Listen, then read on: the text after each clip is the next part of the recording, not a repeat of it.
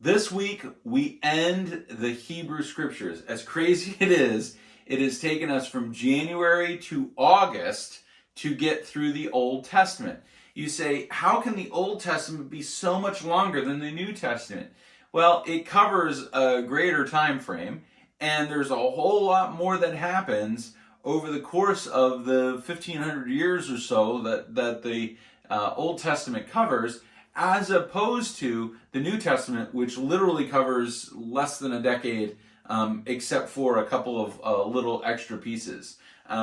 Really, the New Testament is written from about 40 AD to 70 AD, and then you get the book of Revelation, you get the books of John, which are probably written closer to 90 AD, but everything else is written in a very, very close time frame. I mean, all of the letters of Paul are written within about 10 years of each other, so they're really, really tight, as opposed to what's going on in the Hebrew Scriptures.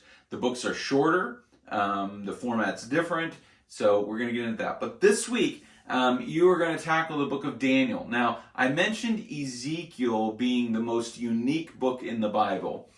Daniel is probably second in that scale, because Daniel has a pretty straightforward storyline for the first few chapters, and then just goes wacky with all these different visions of kingdoms.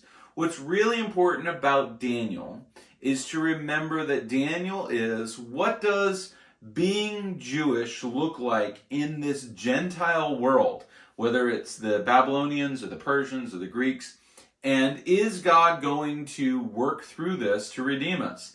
And coupled with that is the book of Esther, and Esther is the foundation of the holiday of Purim, which is a day of salvation for the Jews under the Persians, and Esther kind of couples very closely with Daniel in this sense of what does it mean to be the Jewish people when we no longer have an independent nation, an independent kingdom, and instead are trying to be a righteous influence on an unrighteous world.